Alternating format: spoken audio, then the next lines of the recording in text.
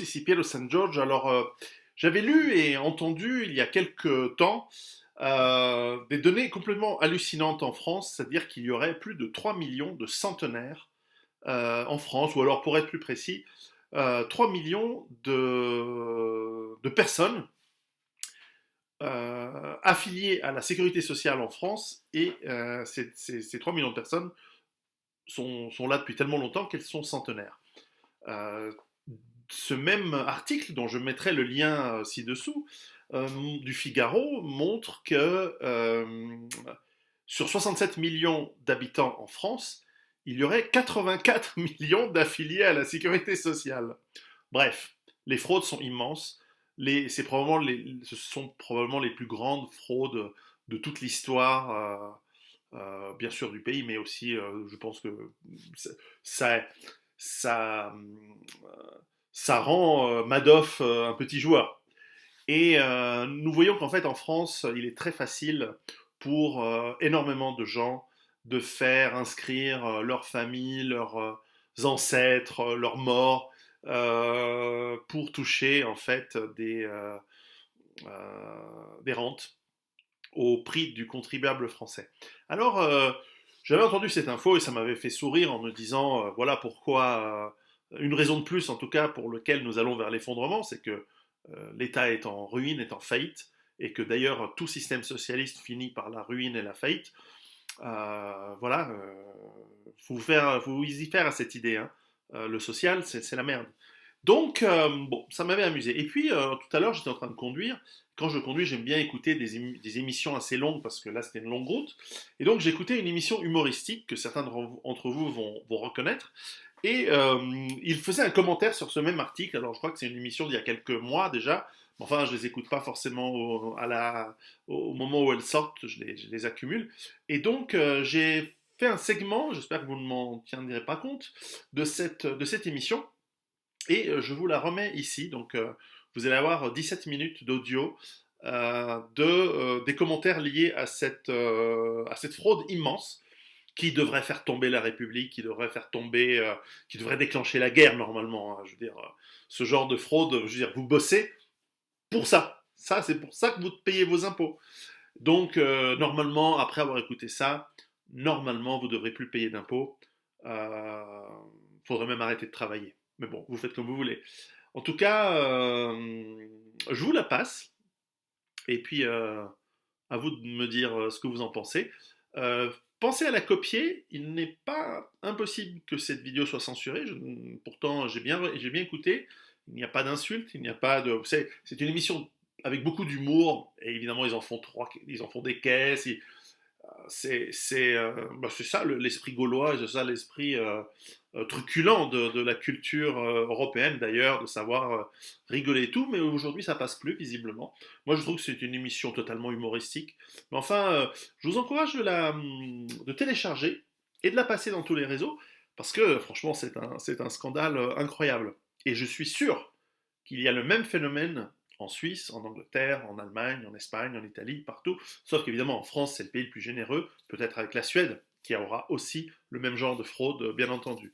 Donc, chers amis centenaires, alors, incroyable, 3 millions de centenaires en France, ça veut dire 5% de la population. C'est n'importe quoi. Bonne écoute et partagez. À bientôt. Alors j'ai appris, j'ai découvert des choses, hein. Alors et notamment cette semaine, qui ferait l'effet d'une bombe Oui, nucléaire, c'est oui, oui, oui. les chiffres du nombre d'affiliés à la sécurité sociale. Oui, alors ce n'est pas n'importe qui nous a lâché ça, c'est un magistrat. Hein, alors C'est un bon, magistrat il existe des spécialiste en fait des questions fiscales, etc. Enfin, c'est un et d'ailleurs qui est un consultant auprès du gouvernement. Bon alors voilà. Donc il s'appelle Prats. Charles Prats, ouais. Prats, ouais, donc il y a un magistrat spécialiste de ces questions. Charles Prats, magistrat en charge de la coordination de la lutte contre la fraude aux finances publiques au ministère des Finances de 2008 à 2012. Bon, c'est quelqu'un qui connaît le sujet, quoi. Hein. Bon, voilà, les finances, le budget, etc. Bon, il connaît. Alors, le Figaro a réalisé un entretien avec cet homme-là. Et voici ce qu'il nous dit, c'est absolument sidérant. Alors, je cite, hein, je lis et ensuite on va en parler. Alors pour le magistrat, les résultats de la dernière mission d'enquête parlementaire sur la fraude sociale sont particulièrement inquiétants. On y apprend notamment que l'administration comptabilise officiellement, alors là accrochez-vous, hein, 3,1 millions de centenaires réputés en vie, alors que le dernier recensement en dénombrait 21 000 en France. Donc là, on parle du registre de la sécurité sociale. Hein. C'est pas un fichier paumé quelque part, c'est la base de travail de la sécurité sociale. Officiellement, dans ce registre de la sécurité sociale, 3,1 millions de centenaires en France. Figaro vote. Alors ça procède par question. Le nouveau rapport, alors ça, le Figaro l'interroge. Le nouveau rapport parlementaire sur la fraude sociale semble beaucoup plus inquiétant que celui rendu en juin dernier par le sénateur Van Leeuwenbergh. Il vient de par chez toi, cher Fulbert. Pourquoi ces contradictions ? En décembre dernier, le public découvrait ce que nous dénoncions depuis des années, la fraude au numéro de sécurité sociale à l'aide de faux documents. Cette fraude concernait les numéros attribués aux personnes nées à l'étranger. Les investigations menées en 2011 par le ministère du Budget avaient permis d'évaluer à 1,8 million de numéros de sécurité sociale frauduleusement obtenus, ce qui représente environ 14 milliards d'euros annuels d'enjeux potentiels. Cette information, largement reprise, avait d'ailleurs été très fortement contestée par les tenants de « y a pas fraude », en hashtag quoi, en matière de prestations sociales. Une mission spéciale avait été diligentée par le rapporteur général du budget de la sécurité sociale de la Commission des affaires sociales du Sénat. Cette mission a bien rendu un rapport en juin dernier qui conclut globalement sur le caractère très subsidiaire de ces fraudes. Il suffit pourtant de lire attentivement ce document pour constater qu'il ne tire pas les conclusions de ses propres découvertes. 56,4% des numéros de sécurité sociale attribués à des personnes nées à l'étranger ont touché des prestations sociales dans les 12 mois précédents. Donc plus de la moitié quoi.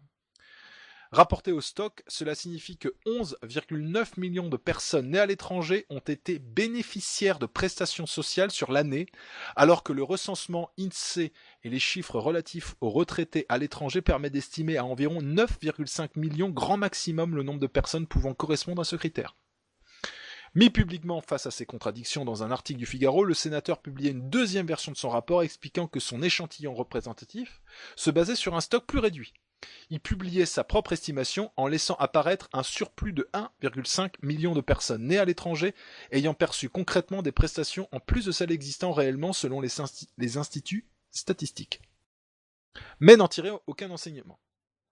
Il était impensable d'en rester là, c'est pourquoi le gouvernement a décidé de nommer la sénatrice UDI Nathalie Goulet, qui est juive, et la députée LERM Carole Grandjean en mission pour faire la lumière sur ce sujet et plus globalement sur la fraude aux prestations sociales. Alors, le Figaro pose la question, quelles sont les principales découvertes de ce rapport, de ce nouveau rapport ? Cette mission, au cours de laquelle j'ai été auditionné, s'est donc notamment attachée à effectuer le simple contrôle de cohérence, méthode d'audit de premier niveau, qui consiste à comparer le nombre de numéros de sécurité sociale existants dans le système, pour des gens censés être en vie, avec le nombre de personnes existant réellement au regard des données de recensement INSEE. Les premiers éléments obtenus par cette mission dévoilés ce 3 septembre 2019 sont particulièrement inquiétants. L'INSEE a en effet très officiellement indiqué aux parlementaires que le répertoire national d'identification des personnes physiques comportait 84,2 millions d'identités correspondant à des personnes réputées en vie, alors que le recensement fait état de 67 millions d'individus dans le pays, nés en France ou à l'étranger. Donc 84,2 millions recensés vivantes pour la Sécu, 67 millions recensés par l'INSEE. Recensement, quoi. Sur ces 84,2 millions de numéros de sécurité sociale, 18,7 millions sont nés à l'étranger. Et donc, 65,5 millions sont nés en France. Or, le recensement INSEE nous apprend que seulement 7,9 millions de personnes nées à l'étranger sont sur le territoire français, et donc 59,1 millions de personnes nées en France sont de même sur le territoire. Globalement, les données transmises par l'INSEE à la mission d'enquête ont donc permis de constater que 6,4 millions de numéros de sécurité sociale de personnes réputées en vie et nées en France correspondraient à des fantômes, sans aucune explication à ce stade. De même, environ 9,5 millions de numéros de sécurité sociale de personnes réputées en vie et nées à l'étranger apparaîtraient en surplus par rapport au nombre de personnes nées à l'étranger devant être dans le système social. Donc en fait, il y a pratiquement 10 millions d'étrangers en trop à la Sécu. Sans explication. Voilà. Ces incohérences pourraient être voilà, là après il rentre dans le détail. Le Figaro pose la question. Ces incohérences pourraient-elles être simplement des conflits de données administratives ? Dans quelle mesure cela relève-t-il d'un potentiel frauduleux ? Réponse. Un autre exemple démontre l'étendue du problème. La mission s'est également attachée à enquêter sur le cas des personnes centenaires dans le système social français. L'INSEE a indiqué aux parlementaires que la France comptait 3,1 millions de centenaires réputés en vie, 1,5 million de centenaires nés en France, ainsi que 1,6 million de centenaires nés à l'étranger. Le dernier recensement faisait pourtant état de 21 000 centenaires vivant en France. L'INSEE a indiqué aux parlementaires que la transmission des actes de décès pouvait être compliquée pour les personnes nées à l'étranger, dont acte, cela concerne donc globalement 1,6 million de centenaires. En revanche, concernant les personnes en France, l'INSEE a indiqué que le système fonctionnait très bien, avec une mise à jour hebdomadaire des actes de décès qui seraient parfaitement transmis par les communes. On espère que nous n'avons pas 3 millions de centenaires percevant retraite et prestations, mais il faut avouer que se pencher sérieusement sur la gestion du fichier social eu égard à ce scoop révélé par l'enquête parlementaire semblerait utile. Alors, à un moment donné, on lui pose la question, combien ça pourrait coûter ? Alors donc, il parle du contrôle. Ce contrôle devient indispensable, et cette mission parlementaire vitale à l'heure où l'on parle notamment de réforme des retraites et donc de baisse des pensions des retraités français, puisqu'il vient d'être démontré que le doute existe pour 17 millions de numéros de sécurité sociale, soit 20% des identités du système social national, qui distribue plus de 700 milliards d'euros chaque année. Chacun peut dès lors calculer l'enjeu financier annuel potentiel de dépenses indues de sécurité sociale si une part significative de ces numéros zombies perçoivent des prestations. Alors on lui demande, y a-t-il une solution concrète ? Seul un passage à la biométrisation des numéros de sécurité sociale avec obligation pour tous de se réimmatriculer peut permettre de gérer ce problème efficacement et à moindre coût. La technique existe et peut même s'appuyer sur la blockchain. Frauder, c'est voler. Celui qui fraude doit être sanctionné. Mais pour cela, il faut le détecter. La remise à plat des numéros de sécurité sociale est une étape indispensable pour cela. Donc ça, c'est Charles Prats, le magistrat donc qui a officié auprès du gouvernement en fait pendant plusieurs années, qui s'exprime. Vous avez les chiffres. 700 milliards d'euros, ça c'est ce que donne. Alors 700 milliards, c'est le total de la sécurité sociale. Mais il y a 20% d'affiliés qui sont indus, 10 millions à l'étranger et la moitié, au moins 1,5 million de centenaires à l'étranger. Oui. Alors il faut savoir que dans le monde, sur le planisphère, sur la Terre, il y a 300 000 centenaires recensés. 300 000. 300 000. Bah, 300 000. La France. Et selon la sécurité sociale, en France, il y en a 3 millions. Donc, les chers amis, posez-vous des questions. Non, questions. Tu t'es trompé. Tu as dit en France, il y en a 3 millions. Non. Dans le système de sécurité sociale, il y en a 3 millions, dont la moitié est située en France. Oui, parce qu'il est possible que des gens ont été déclarés décédés et que les numéros de sécurité sociale existent toujours dans les fichiers. Non, parce que c'est ce qu'il a expliqué. Ils ont interrogé, ils ont posé la question, ils ont dit, mais comment se fait-il ? Il y a une erreur de votre part ? Et ils ont expliqué, non, le système d'enregistrement des décès fonctionne très bien à la sécurité sociale. D'accord, donc c'est certain, c'est pas un bug. Voilà. Donc, c'est pas un bug, c'est pas un bug. C'est-à-dire que c'est connu de toute manière, ces gens-là, déjà viennent de se faire soigner quoi qu'il arrive. Et il y a un business en ce qui concerne les médicaments, voilà. Oui. Et ça s'élève sur toute l'Afrique à plusieurs milliards d'euros. Alors, si tu veux, moi il y a une fusée à plusieurs étages dans cette affaire-là pour moi, je vais vous dire. Simplement, après je te donne la parole, Magda, excuse-moi, mais c'est une fusée à plusieurs étages. C'est-à-dire qu'il y a de la fraude à l'étranger, donc en gros en Afrique, et il y a de la fraude en France. Et le ministère est forcément au courant. Le ministère de la Santé ne peut pas ne pas voir, quand ils ont un fichier comme ça sous le nez, dire il y a 3 millions de centenaires en France, et on paye pour ces gens-là. N'importe qui le voit, ok ? Donc ils le savent, c'est dans leur truc. Donc ils laissent ça courir parce qu'il y a une énorme escroquerie qui est en cours. Simplement, hein, donc je pense que... Et donc ils le disent, hein, c'est moitié-moitié. Il y a moitié de centenaires, il y a 1,6 million de centenaires à l'étranger. Où là, ils peuvent en fait se défausser, ils peuvent dire oui, ils sont là, mais est-ce que les déclarations étaient bien faites, etc. Oui, pour 1,6 million, oui, tu reviens me voir. Hein. Et 1,5 million en France, où là, quand on a demandé au service de la sécurité sociale, mais comment vous savez pas enregistrer les trucs, ils ont dit, l'INSEE, vous savez pas enregistrer les décès, etc. Ils disent si, on sait très bien. Donc là, tu sens déjà que les services sont en train de se tirer dessus les uns sur les autres, parce que personne veut prendre la balle, parce qu'il y a une balle qui va arriver avec ça. On peut pas laisser courir 3 millions de centenaires dans le système, c'est impossible. Oui, on est en train de s'enfiler la patate chaude. Hein. On sent quand même l'excellence du service public. Hein. Non, mais là c'est plus grave que ça, c'est plus que de la négligence. Là, il y a une escroquerie. Ah non, mais là c'est du terrorisme, Oui, c'est-à-dire on est sur des sommes. On est sur des sommes qui oui, puis sur des qui décennies. vont au-delà oui, non, mais au-delà sur des décennies, et puis on est sur en quantité, des sommes qui vont, C'est centaines de milliards, je pense. qui sont de l'ordre du déficit français au niveau de son budget.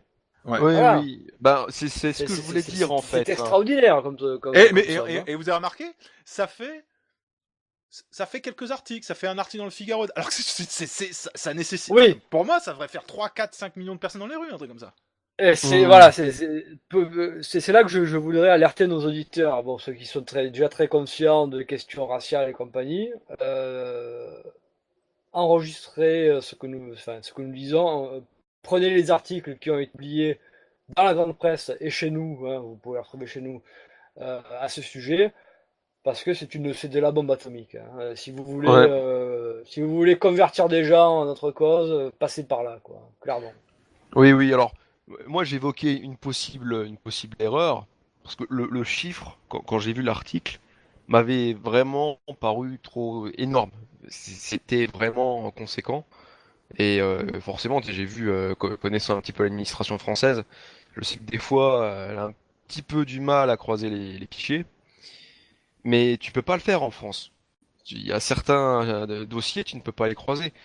Un exemple type, Sarkozy, lorsqu'il était ministre de l'Intérieur, avait voulu croiser les fichiers de la CAF avec ceux des cartes grises, hein, et voulait voir un petit peu euh, quels étaient les bénéficiaires du RSA qui avaient des bagnoles de plus d'un certain nombre de chevaux fiscaux, hein, ce qui permettait effectivement de déceler d'éventuels dealers. Ça a été interdit, évidemment. Hein. Oui, oui. Alors je crois qu'à l'époque, je sais pas si la CNIL a été créée, mais c'est très difficile de croiser certains dossiers en France. Ça, je pense que c'est une spécialité algérienne. Je pense qu'il faudra aller voir en Algérie. En Algérie, plus on avance dans le temps, plus les moudjahidines, enfin les combattants de la liberté qui bénéficient de pensions sont nombreux. Je crois qu'aujourd'hui ils sont à quelque chose comme 2 millions de bénéficiaires de pensions d'anciens combattants, alors que quand on a quitté comme grand maximum quelques dizaines de milliers de combattants, quoi. Parce on les avait liquidés pour la plupart d'entre eux. Maintenant, il y a une armée de millions de combattants, hein. Mais tout ça, alors là nos auditeurs peuvent méditer, hein, sur ce 1, 2, 3, vivra l'Algérie power. Bon, c'est des gens, si vous voulez, c'est des centaines de milliers de centenaires, quoi, qui sont au crochet de la sécurité sociale, avec l'aval des dirigeants politiques français. Ils le savent tous, hein. Droite, gauche, tous ces types se sont succédés au pouvoir. Ils le savent, ils savent tout. Ils savent tout sur vous. Ils savent même la couleur de vos slips. Ils savent tout. Vous pouvez pas avoir 100 € de retard sur votre fiche d'impôt. Vous pouvez pas. Et ils voient pas 3 millions de centenaires. Ils voient pas 3 millions de centenaires en plein milieu de leur fichier. Et ils voient pas 10 millions de types résidant à l'étranger qui perçoivent indûment des prestations. Ils voient rien. Bah, allons. Donc ça veut dire que alors, première chose déjà, au ministère de la Santé, ça pille les caisses publiques depuis des décennies. Je n'ose même pas imaginer les comptes en banque à Singapour, etc. J'ose même pas imaginer tout ça, parce que ça doit être absolument effrayant. Il y aura jamais d'enquête, parce que si jamais il y avait une enquête là-dessus, etc., ça serait tellement non, il n'y aura pas d'enquête, donc ça fera 3 entrefiles. Ah oui, c'est vrai. Ah oui, hein, vraiment, il faut qu'on fasse mieux. On va mettre un peu de biométrie, ça sera mieux, etc. Et vous avez entendu parler d'une enquête pour aller choper tous les mecs qui ont volé de l'argent. Je parle même pas des nègres, etc., mais des gros légumes. Oui. Des gros légumes du si un ministère. jour S'il y a de la biométrie en France, ça sera pour arrêter les gens qui disent des blagues racistes sur Internet. C'est hein. ça, voilà, c'est toujours la même chose. Alors, non, ils couvrent leurs arrières, ils en ont tous croqué, etc. Donc, voilà, ils se bâtissent des empires là-dessus. Bon.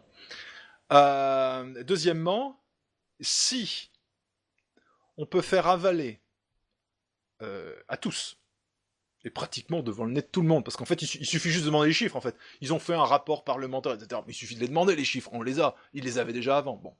Donc, si on arrive à faire avaler 84 millions d'affiliés à la sécurité sociale pour 67 millions d'habitants, qu'est-ce que ça peut donner d'après vous sur les fichiers d'électeurs?